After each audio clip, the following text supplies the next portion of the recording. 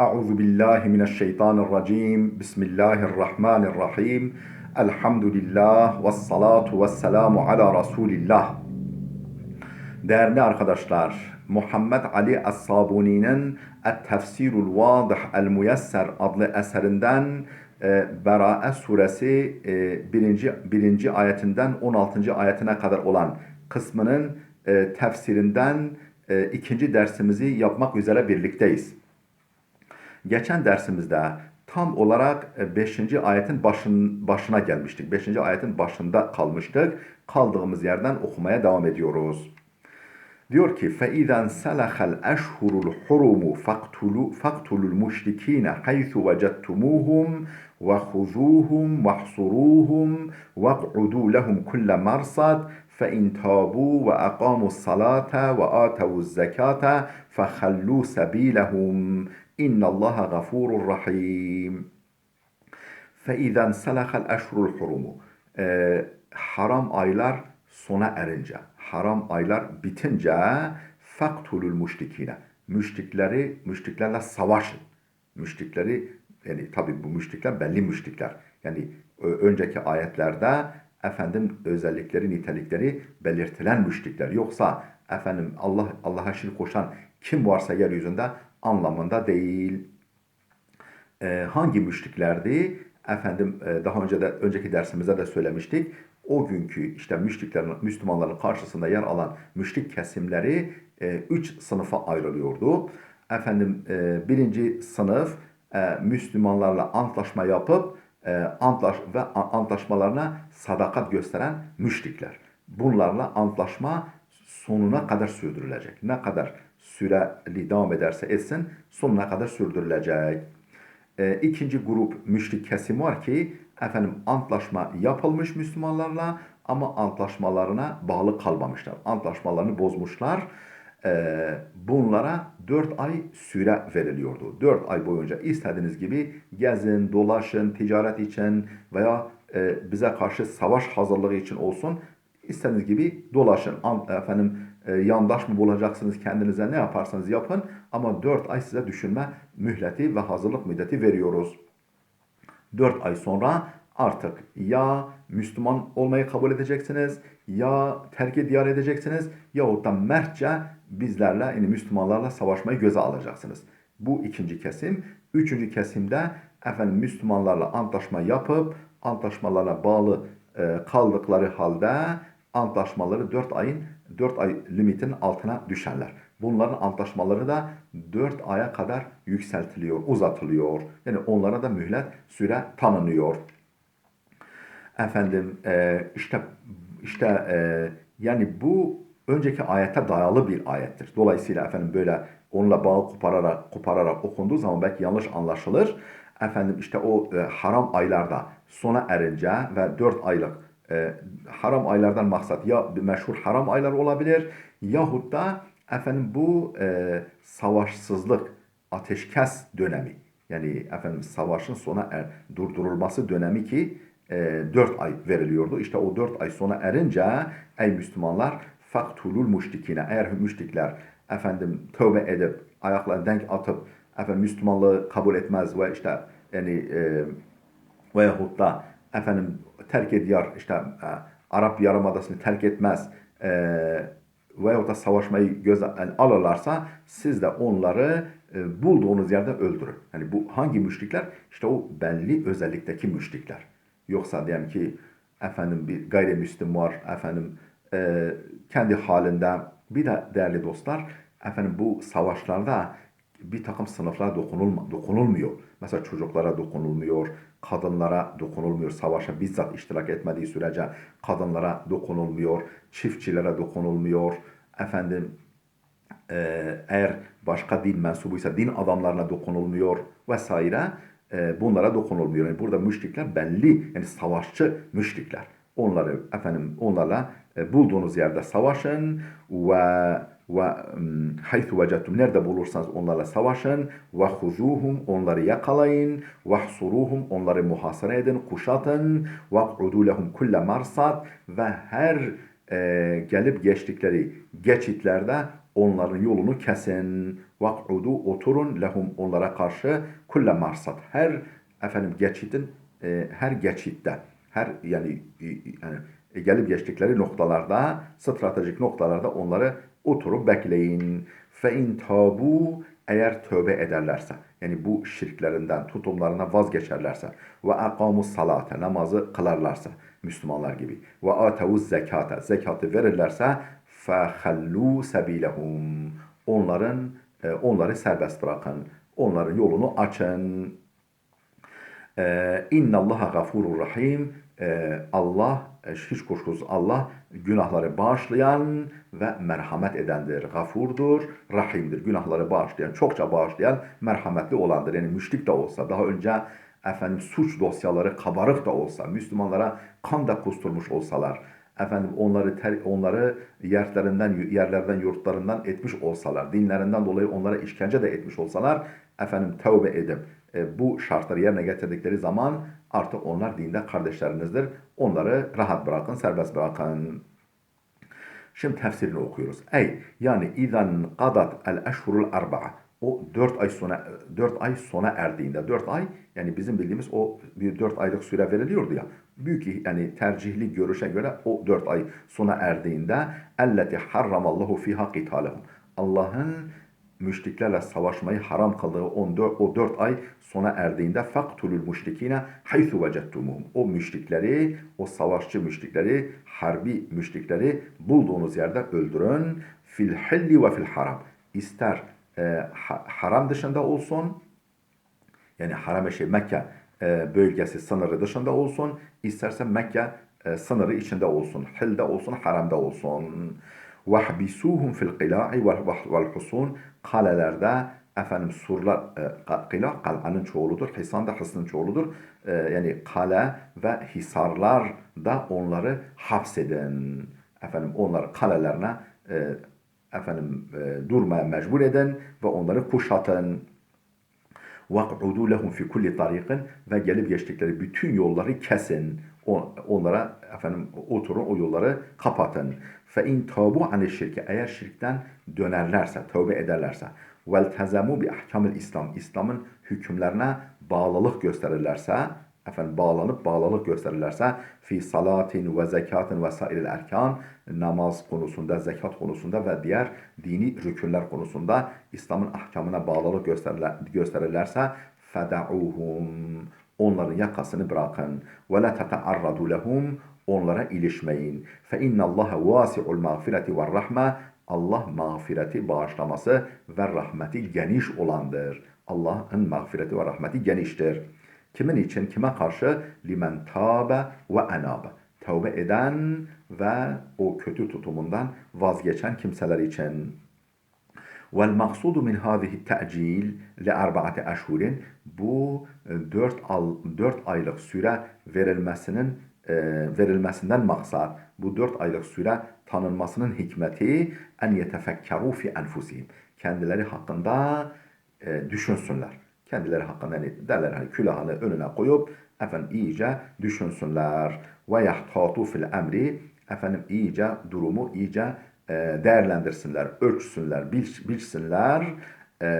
Ve ya'lemu ba'de hâzihil muddeti ve bu sürenin sonunda da iyice bilsinler ki ennehu leyse emamehum iyice bilsinler ki önlerinde şunlardan başka hiçbir seçenek yok. İlla ahadu emrin. 2 durumdan başka önlerinde hiçbir seçenek olmadığını bilsinler. İmmel İslamu eves seyfu vel qital. Ya Müslüman olmak yahut da kılıç ve savaş. Başka seçenekleri yok. Üçüncü bir seçenek daha var. Onu zaten söyledik. Terk diyar edip istedikleri yere gitmeleri. 6. ayete geldik. Ve in ahadun minel müşrikîne istecareke fe'ecirhu hatta yesma'a kelamallah. Thumme eblighu me'mene. Zâlike bi'ennehum kavmun la ya'lemûn. Bakınız yani bu kan ve barut içerisinde bile bu topyekün savaş emri karşısında bile bakınız İslam yani onları böyle köşeye sıkıştırmış olmasına rağmen nasıl bir açık kapı bırakıyor, nasıl bir kurtuluş yolu bırakıyor. Diyor ki mealen arz edeceğim. Diyor ki eğer yani bu şartlarda bile, bu savaş ortamında bile eğer müşriklerden birisi, bir adam bile, bir tek adam efendim Allah'ın kelamı olan Kur'an'ı dinlemek üzere senden eman dilerse, efendim senden eman dilerse bana mühlet ver, can güvenliği ver, ben gelip Kur'an'ı dinleyeceğim. Kabul edersem ederim, etmezsem efendim siz bilirsiniz. Efendim işte böyle bir eman dilerse ona eman ver, ona can güvenliği ver, gelsin Allah'ın kelamını dinlesin, kabul etti etti, etmedi onu kendini güvende hissettiği yere kadar götürüp bırak. Yani götürüp bırakın. Yani efendim yok sen biz seni gökten ararken yerde bulduk, avucumuza düştün. Sen efendim ya Müslüman olursun ya efendim ölür gidersin. Yok öyle bir şey. Bakın bu şartlarda bile yani İslam'ın malumunuz hedefi hani der tabiri caizse üzüm yemek, bağcı dövmek değil. Yani Allah'ın kelamını Allah'ın kullarına ulaştırmak ve özgür iradeleriyle efendim tercihlerini yapmalarını sağlamak. İslam'ın emri bu. Efendim ve in ahadun minel müşrikine istecarake. Eğer müşriklerden herhangi birisi senden eman dilerse fe'ecirhu. Ona eman ver, can güvenliği ver. Hatta yesma'a kelamallah. Ta ki Allah'ın kelamını dinlesin. Sümme eblihu me'mene. Sonra kabul mu etmedi? Etmesin. Sümme eblihu me'mene. Onu kendini güvende hissettiği yere kadar götürüp bırak. ذَٰلِكَ بِأَنَّهُمْ قَوْمٌ لَا يَعْلَمُونَ. Peki bu niye böyle? Bu tolerans niçin? Çünkü onlar bilgisiz bir topluluktur. Yani hakikati bilmiyorlar. İslam'ı, Kur'an'ı iyi bilmedikleri için iyi bilsinler. Yani köprü kurun, menfez açın, Kur'an'ın nurunun insanlara açılmasına yönelik menfez açın, pencere açın. Tefsirini okuyoruz. Men harasel İslam min hırsıl İslam ala hidayetil beşeriyye. İslam'ın insanların hidayetine gösterdiği özen, gösterdiği ve ehemmiyetin örneklerindendir. Bir örneği de şudur ki en emeral bari celle ve ala bi te'mini men talabel eman. Allah Celle Celaluhu'nun eman talep edene eman verilmesini emretmesi. Yani güvence, can güvenliği talep edene bu can güvenliğinin verilmesini emretmesi İslam'ın beşeriyetin hidayetine ne derece özen, ne derece ihtimam, ne derece itina gösterdiğinin örneğidir. Niçin eman talep eden kişiye eman verin? Hatta yasma'a kelamer rahman, ta ki Rahman olan Allah'ın kelamını dinlesin. Ve evcebe alel muslimine tebliğahu ed-da'vete. Efendim böylesi kimselere daveti tebliğ etmeyi Allah Müslümanlara vacip kılmış, zorunlu kılmış. Böylesi insanlara yani hidayete talip olan insanlara daveti tebliğ etmeyi Allah Müslümanlara vacip kılmış. Hatta takuma hüccetullahi aleyhi. Ta ki Allah'a karşı bir bahaneleri kalmasın. Efendim ya biz duymamıştık, haberimiz yoktu, kimse bize söylemedi demesinler. ثُمَّ اِيصَالُهُ اِلَى وَطَنِهِ الَّذ۪ي يَأْمَنُ ف۪يهِ. Sonra hani diyelim ki geldi, dinledi, beğenmedi, onu eman içerisinde, güvence içerisinde kendi vatanına ulaştırmayı da Müslümanlara emretmiştir Allah. ثُمَّ قِتَالُهُ اِنْ لَمْ يَقْبَلْ هِدَايَةَ اللّٰهِ. Sonra oraya geçtikten sonra işte herkes babasının oğlu. Yani efendim Allah'ın hidayetini kabul etmediği takdirde artık o da diğer müşrikler gibi olur. Onunla da savaşılabilir. Vel ma'na. Bunun ayetin verdiği mesaj şudur. İn iste'meneke müşrikun ve talabe civareke. Eğer bir müşrik senden eman dilerse ve senin himayeni talep ederse liyesme'a ma ted'uhu ileyhi minel imani vel Kur'an, ta ki onu davet ettiğin iman ve Kur'an'ı dinlesin. Yani imanın içeriğini ve Kur'an'ı dinlesin. Dinlemek için senden eman dilerse fe'emminhu ya Muhammed. Sen ona eman ver ya Muhammed. Tabi Hazreti Muhammed'in şahsında her birimize de her Müslümana da emirdir bu.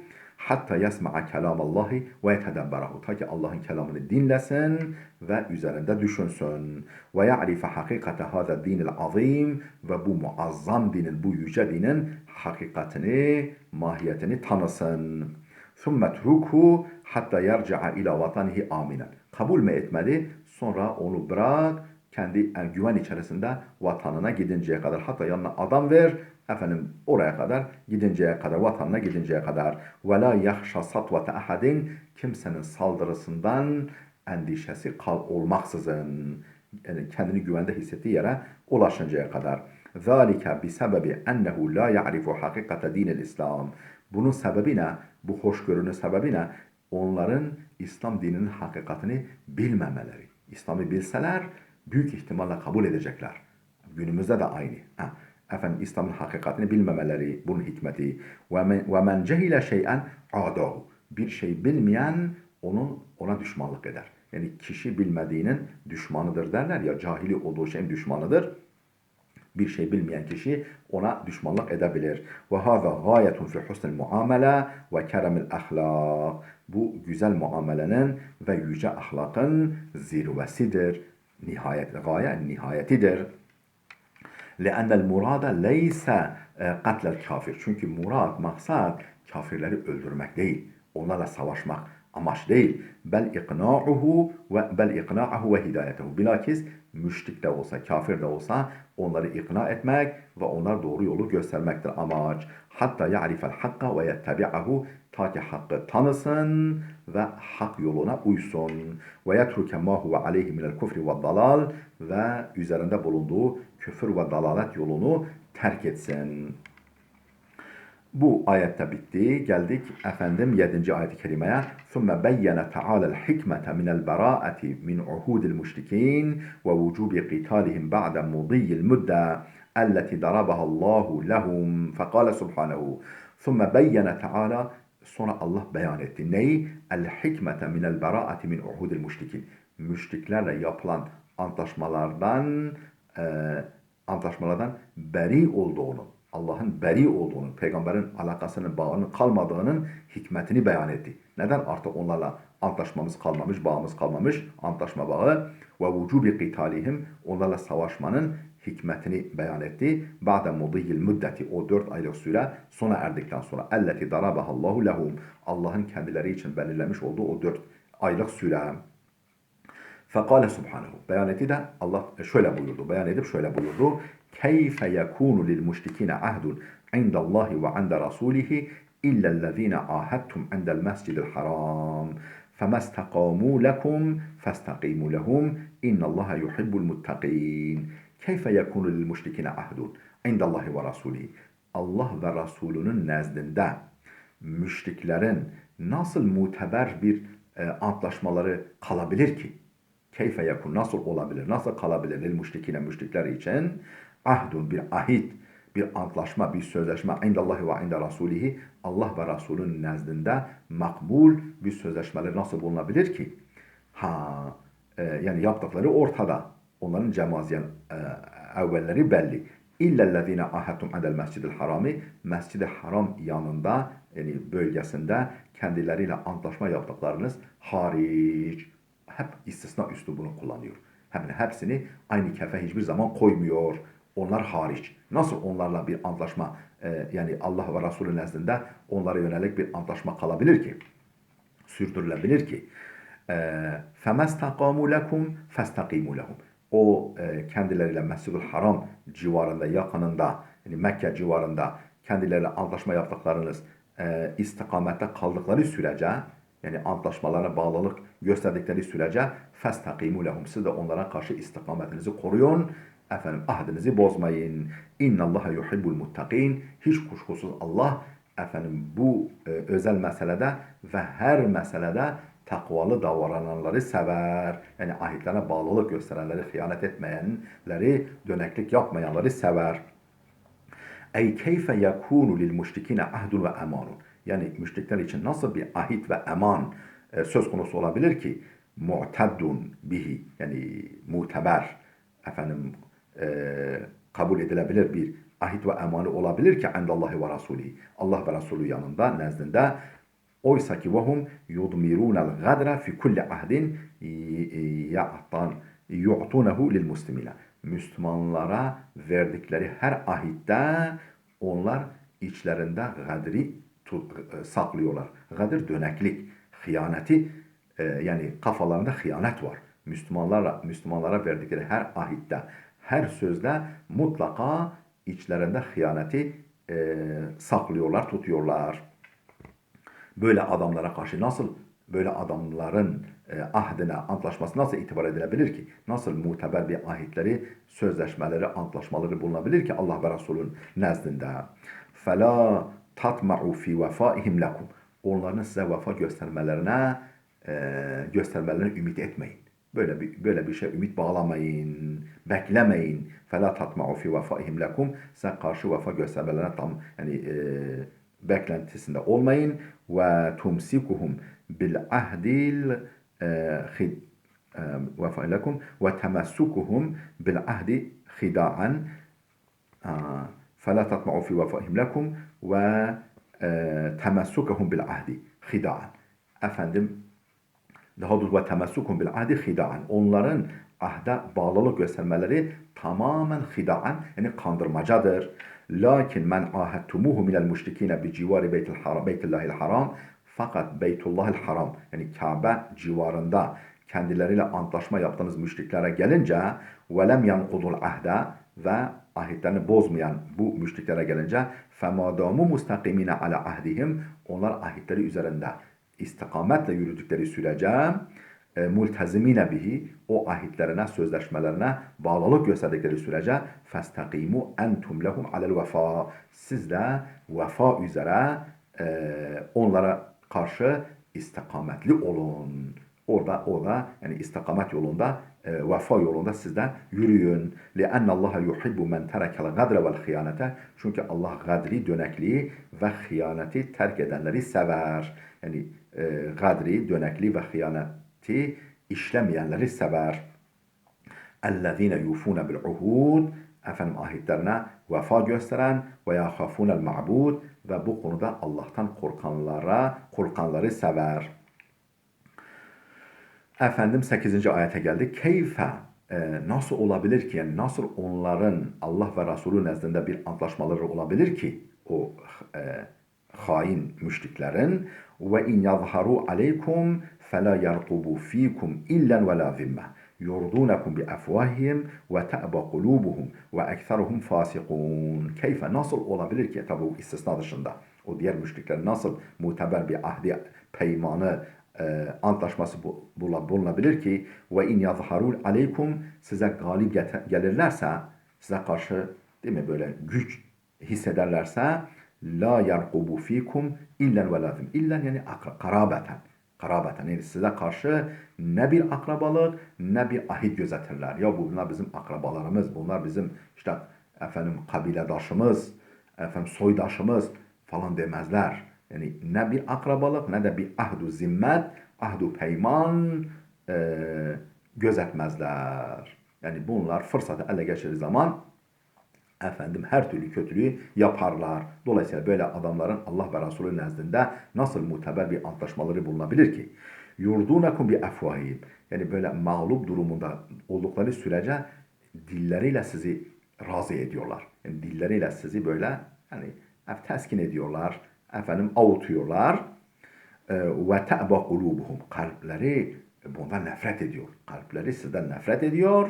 Antlaşmadan uzak duruyor kalpleri ama dilleriyle efendim böyle yarım ağız sizlere hoşnut tutmaya çalışıyorlar. Ve ekseruhum fasikun. Onların çoğusu fasıktır. Yani kural, kaide, düzen, ahit, peyman dinlemez adamlar. Fasık demek yani ahit, peyman dinlemeyen, kural, kaide dinlemeyen adamlardır.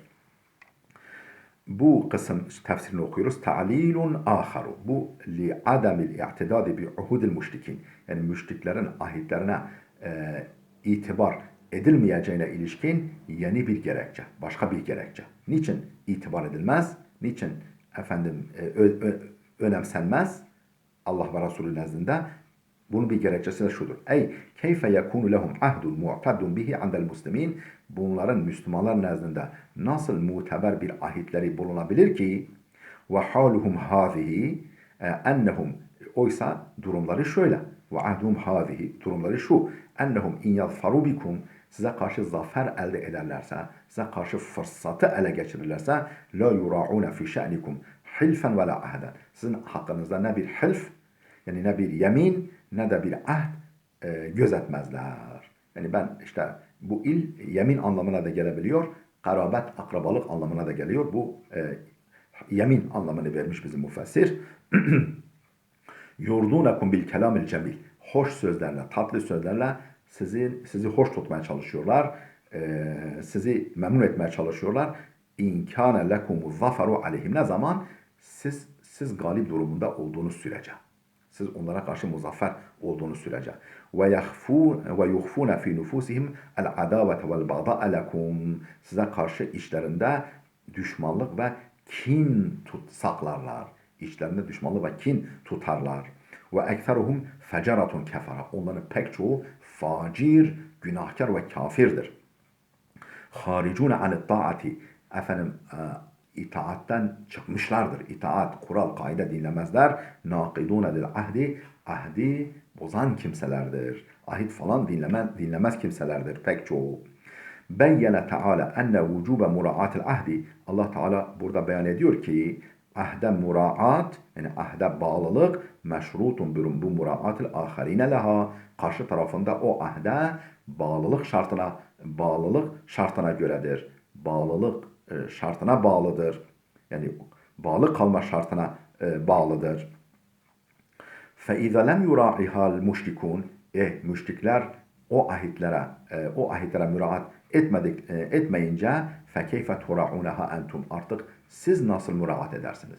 Karşı taraf hain, karşı taraf dönek, karşı taraf ahit tanımaz. Tek taraflı ahit olur mu? Ahde bağlılık olmaz. ثُمَّ اَفَادَتِ الْآيَاتُ fi zikri kabaihil müşrikine şeni'a. Sonra müşriklerin bu çirkin kabahatlerini zikretmeyi detaylı bir şekilde ayetler sunmaya başladı. Fakale subhanahu şöyle, yani o müşriklerin ne gibi kimseler olduklarını, ne hain, ne zalim kimseler olduklarını Allah onları açıklıyor. Fakale subhanahu şöyle buyurdu. İşterav bi ayatillahi semenen qalilan. فصدوا عن سبيله إنهم ساء ما كانوا يعملون لا يرقبون في مؤمن إلا ولا ذمة وأولئك هم المعتدون. İşterav, bunlar satın aldılar. Bir ayatillahi, Allah'ın ayetlerini satıp, yani Allah'ın ayetlerini bırakıp tercihte bulundular. Neyi? Femenen kalilen. Az bir menfaati, az bir fiyatı, az bir menfaati tercih ettiler. Allah'ın ayetlerini bırakarak, yani Müslüman olmayı terk ederek, fasaddu an sabilihi, Allah'ın yolundan insanları engellediler, insanlara alıkoydular. Müslüman olmamaları için insanların ellerinden geleni yaptılar. İnnehum sa'a ma kanu ya'malun. Bunların yapmış oldukları, yani geçmişte yapmış oldukları şeyler ne kötüdür. La yerkubune fi mu'minin, bugün de o zamanı hala da diyor hiçbir mümin hakkında gözetmezler. İlla ne bir akrabalık veya ne bir yemin veya zimmeten, ne de bir zimmet, ne bir ahit, antlaşma gözetmezler. Ve ulaike humul mu'tedun, bunlar mütecaviz, hak hukuk tanımaz, saldırgan kimselerdir. Şimdi tefsirini okuyoruz. Ey istebdelu bil Kur'ani ve ayatihi enneyiratis sati'at. Kur'an'ı ve onun nurlu ve parlak ayetlerini değiştirdiler. Ne ile? Aradan yasiran min meta'id dünyal hasis. Dünyanın önemsiz, değersiz, az bir menfaatiyle değiştirdiler. Yani ellerinde Kur'an'a sahip olmak, Kur'an güneşin altına girmek, onun nurundan istifade etmek, hidayetiyle hidayetlenmek imkanı varken bunu ellerinin tersiyle ittiler. Geçici, değersiz bir dünya menfaatini tercih ettiler. فَكَانُوا كَمَنْ بَاعَ الْجَوَاهِرَ وَاللَّآلِ بِالْحَصَى وَالْبَعَارِ. Bunlar inci ve mercanları satıp çakıl taşlarına ve gübre parça ba'ar, aklımda kaldığı kadarıyla yani gübre, yani pisliklere veyahut da pisliklere ve çakıl taşlarına inci mercanı değiştirenler. Yani inci mercanı bırakıp bunları toplayan kimseler gibi. Ve mena'un nase ala duhuli fil İslam ve bunlar insanların İslam'a girmelerine mani oldular. Hep böyle yaptılar. Dinallahil hak. İslam ki Allah'ın hak dinidir. Ve bi'se hadal amelul kabih. Bu çirkin iş ne kötüdür. Bu çirkin iş ne kötüdür. La yura'une fi katli mu'minin ve la velev kadaru aleyhi. Eğer güçleri yetse, muktedir olsalar Müslümanları öldürme konusunda, Müslümanlarla savaşma konusunda gözetmezler. İllen ne bir ahit ve la zimmeten ne bir peyman, ne bir ahit, ne bir peyman, ne bir yemin, ne bir sözleşme dinlemezler, gözetmezler. Ve ulaike humul mucavizunel gayetel kusva. Bunlar son derece mütecaviz, son derece saldırgan, son derece haddi aşmış kimselerdir.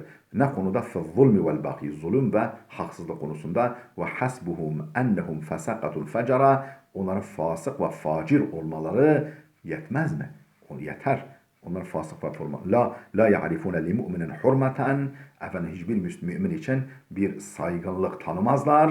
Ve la yuqimune li ahdin veznen. Ve hiçbir ahde ağırlık vermezler. Yani bir değer vermezler. Hiçbir ahde hiçbir değer vermezler. Ahit, peyman onların gözünde hiç önemsiz.